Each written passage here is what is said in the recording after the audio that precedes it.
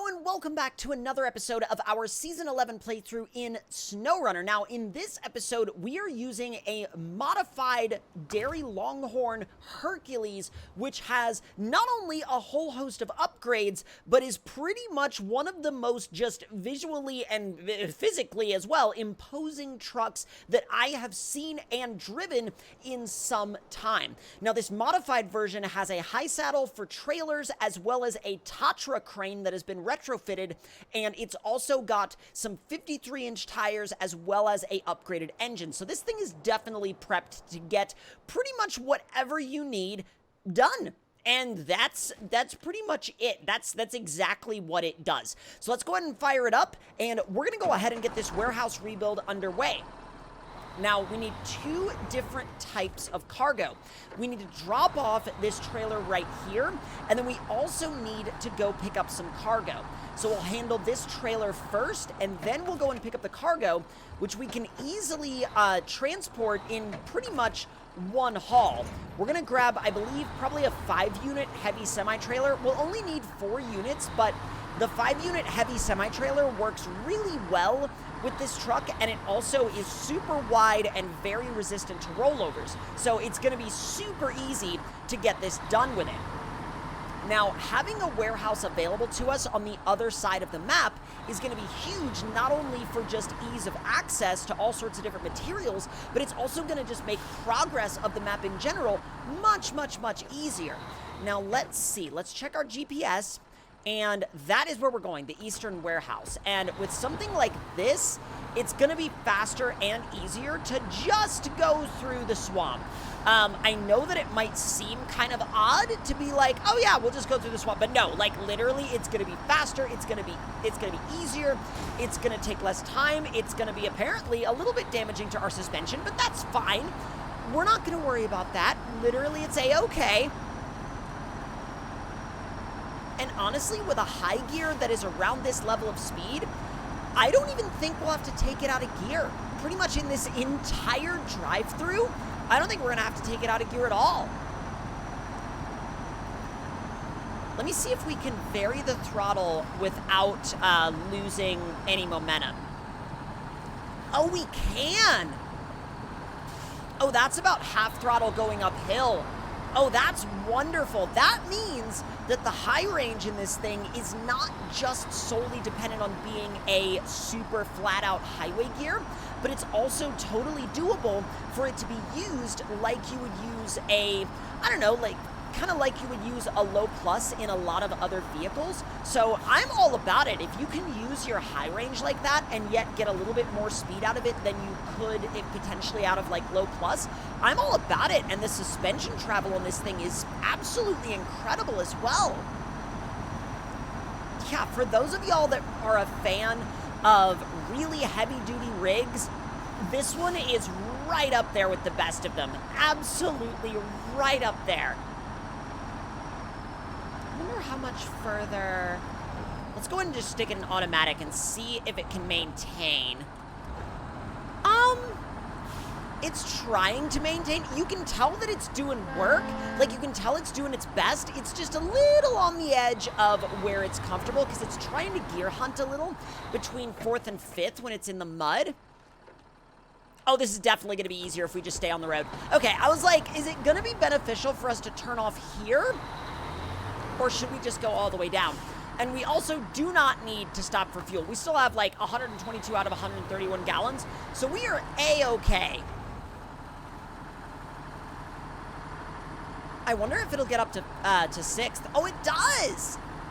Wow, it actually kind of did that a lot quicker than I thought it would. A lot of trucks of this size don't really want to get up that high in gear ratios all that quick, but this seems to be not at all opposed. Although, I would recommend probably just giving the clutch a little bit of a tap because, like, or at least on your way into, you know, like some kind of like muddier, slushier terrain, because if you don't, it might get a little bit temperamental and then switch you all the way back down to 1st.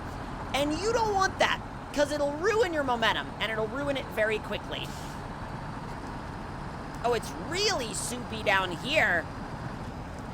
That actually forced me all the way back to first. All right, come on.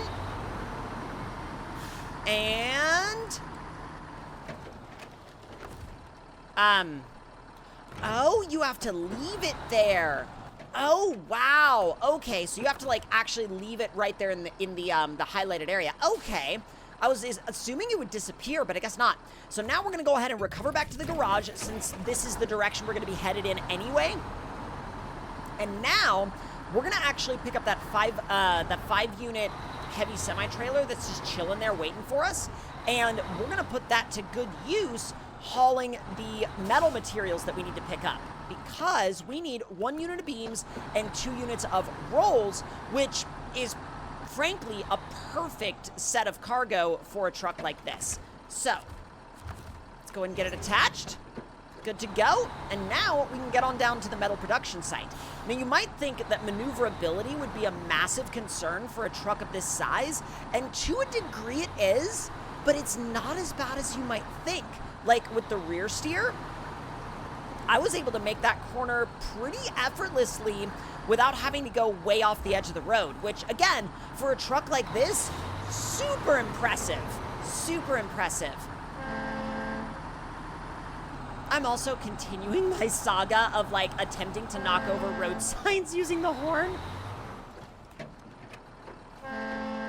Out of my way, barricades. The barricades in this game are so annoying because they are only there to cause astronomical damage to your suspension. Like, you know, on the level of, your whole, like, that's a lot of damage, you know, and Phil Swift and all of that good stuff. Although, here's the thing. You can't repair these with Flex Seal.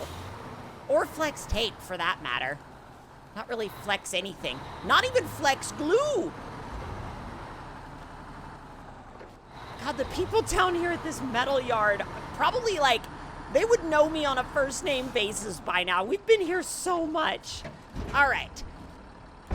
Boom, boom. Rolls done and beams done. And now we just got to get back on down to the new warehouse. And I'm really curious to know what all different types of cargo they will stock, because sometimes they stock just like your standard beams, rolls, planks, that kind of stuff.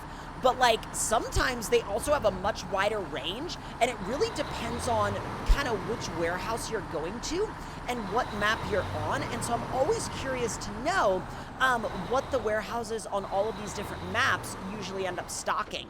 And actually, we're gonna just go off the beaten path because there's a much lower chance of us ending up with a bunch of damage if we go off the road than if we stay on it. You know, it's kind of ironic when you think about it, because it's like, oh, yeah, just go off the edge of the road. You'll have a much lower chance of getting damaged. And I think this time what we'll do, instead of going through the swamp, is we'll take the roadway, and we'll see if I feel like it takes more or less time.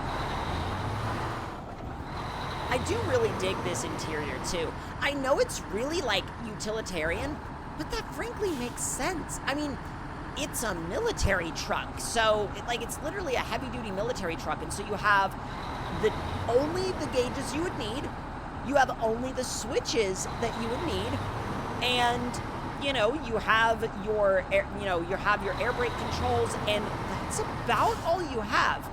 And also, oh, this must be the luxury model. It comes with AC. Can we run high through here? I don't know. We can try. Well, it seems like we can. That's impressive.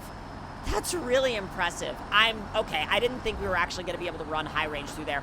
That's another reason to run a truck like this, because you have so many points of contact with the ground, and the tires are so tall that, like, your chances of getting stuck on, frankly, almost any surface are drastically lower, simply because of the fact that you just have, once again, so many points of contact with the ground. It's like you have so many more chances of grabbing traction on something. How far are we? Oh, we're almost all the way around. Okay. It's just a little bit longer than I guess I remember it being. But then again, it's been a long time since I've been this way. It's probably been ever since I rebuilt one of the watchtowers since I came this way.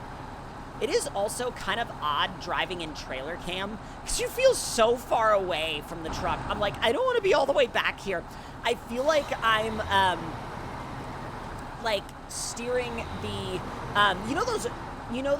those ladder trucks that some fire departments have where they're super long, they're like semi-truck length, but in order to maneuver in tight like cities and stuff like that, they have somebody that sits all the way at the rear of the trailer and actually steers the trailer. The trailer cam in this game, almost like it gives you that kind of perspective, and it's very odd, actually. Just trying to keep my pace up, though. And for the most part, it's working. I mean, for the most part, uh-oh. Forgot about this. Well, looks like we have one option and one option only, and it's this. And, uh-oh.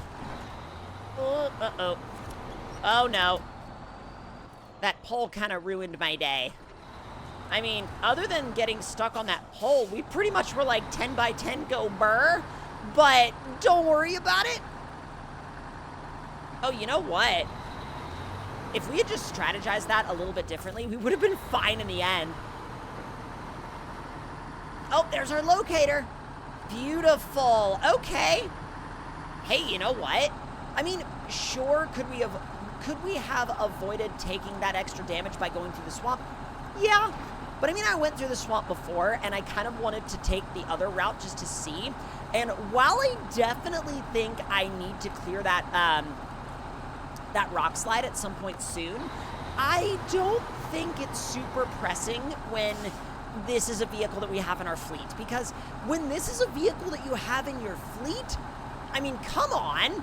Like, you can pretty much get whatever you need done, even when you're hauling semi-trailers, because frankly, you have a 10 by 10 with rear steer, and when you have a rock slide that's in your way, you can be like, I see this advance you've made, but really at the end of the day, this advance that you've made has no bearing or impact on the furthering of my campaign, which really only involves dropping off cargo, but still, it's like, okay. Yeah, I'm just gonna lock it in high for this. It doesn't really seem worth it to keep it in automatic, because when I keep it in automatic, all it does in the super like slick stuff is it really just wants to gear hunt, and nobody's really interested in that. Ooh, the lights are bright though.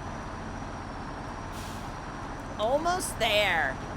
Almost there. This is gonna make doing like tasks and contracts on this end of the map so much better. And almost, and boom. Oh, boom, I mean. Oh, wait a minute. It's nothing fancy, but it sure is handy, right? You're welcome to use the materials that are still good. Oh. I thought it was gonna actually fix it. Oh, so we have cement, oversized cargo, slabs. Okay, cool. Those are actually gonna help us out a lot. But if y'all enjoyed this episode of the brand new Season 11 DLC, let me know your thoughts and opinions in the comments below. Hit that like button if you enjoyed, subscribe if you're new, and I will see y'all next time.